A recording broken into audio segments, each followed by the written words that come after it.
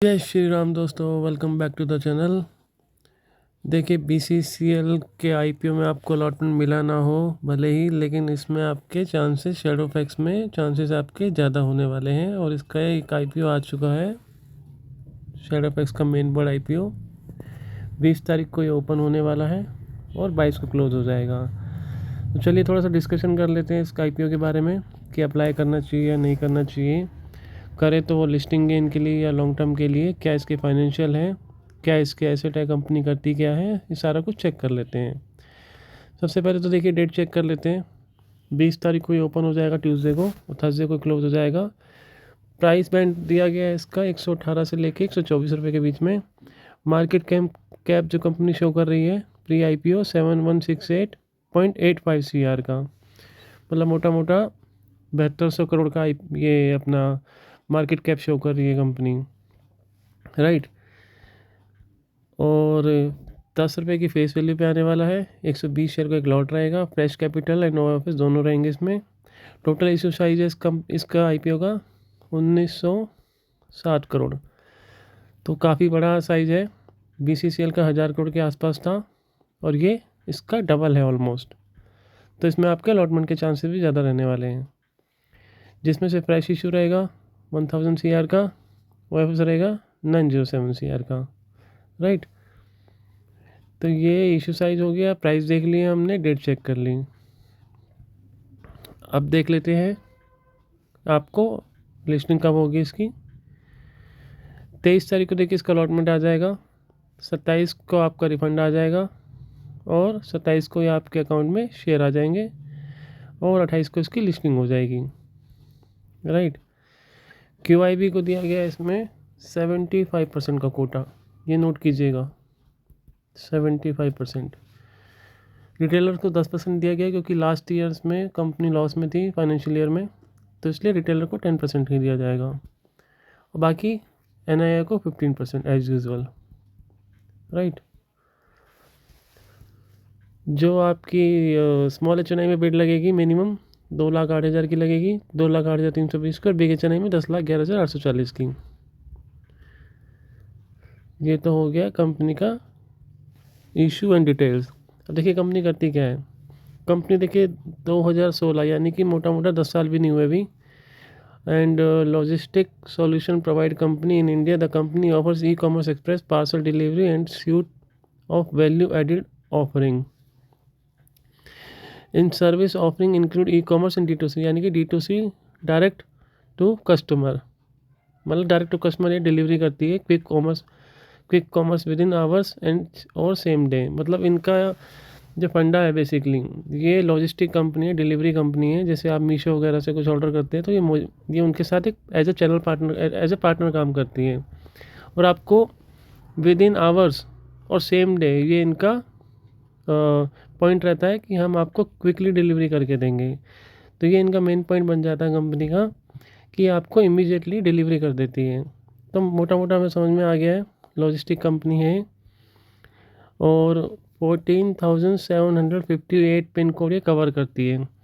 जो इनके पास जो एरिया है 3.50 million square feet of operational space including 53 sort centres covering 1.80 million for shipment square feet for shipment consolidation sorting and dispatch. तो देखिए मोटा मोटा हमें समझ में आ गया है, लॉजिस्टिक कंपनी है, D2C कंपनी है। 14,758 पिन कोड ये कवर करती है। अच्छा खासा इनके पास स्पेस है, अच्छे खासे इनके पास वर्कर्स हैं।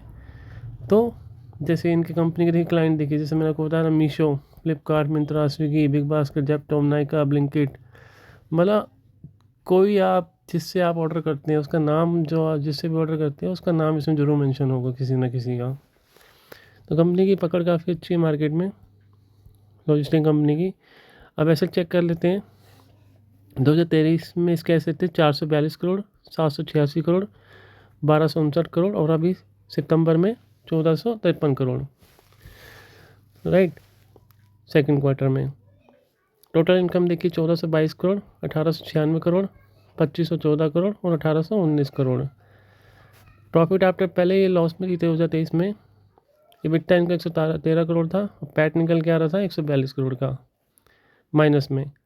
फिर इनका EBITDA थोड़ा सा ठीक हुआ 11 करोड़ का, लेकिन ये आफ्टर टैक्स आपका 11.88 करोड़ का लॉस रहा। अब यहाँ से कंपनी ने थोड़ा टर्निंग पॉइंट किया है। 25 में इनका EBITDA 56 करोड़ आया, फिर इन्होंने प्रॉफिट जनरेट किया 6 करोड़ का। अभी सेकंड क्वार्टर में 64 करोड़ का इनका EBITDA आया है और 21 करोड़ का इनका पैट निकल के आया है।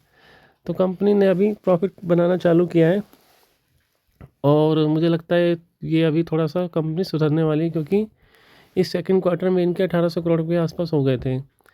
तो मोटा मोटा 3600 करोड़ से लेके 4000 करोड़ तक के इनकी टोटल इनकम होने वाली है।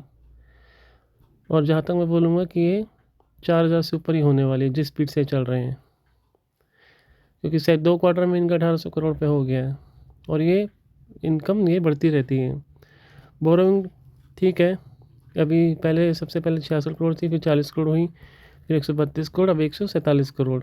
रिजर्व इनके पास 281 करोड़ है, तो बोरोइंग मैनेजेबल है, कोई इशू नहीं है। देखिए कंपनी इशू अपना जो ला रही है उसको कहाँ यूज करने वाली है। Funding of capital expenditure requirement 423 crore तो ये यहाँ यूज करेगी। Funding of lease payment of new miles centre 138 crore यहाँ यूज़ करेगी। बाकी ब्रांडिंग में करेगी 88 करोड़ रुपीज़, और बाकी जनरल कॉर्पोरेट पर्पस के लिए यूज़ होगा। तो डेप्ट इक्विटी मैंने आपको बताया था, ये मैनेजेबल है। 0.21 का R1 का है, R1W 3.03 का है, EBITDA 2.86 का है। राइट, प्राइस टू बुक इनकी इसका लास्ट फाइनेंशियल में 8.97 की है। राइट, प्रमोटर होल्डिंग देखते हैं, चलिए 19.13 दिखा रहा है ये प्री IPO, और EPS इसका दिखा रहा है 0.12 का।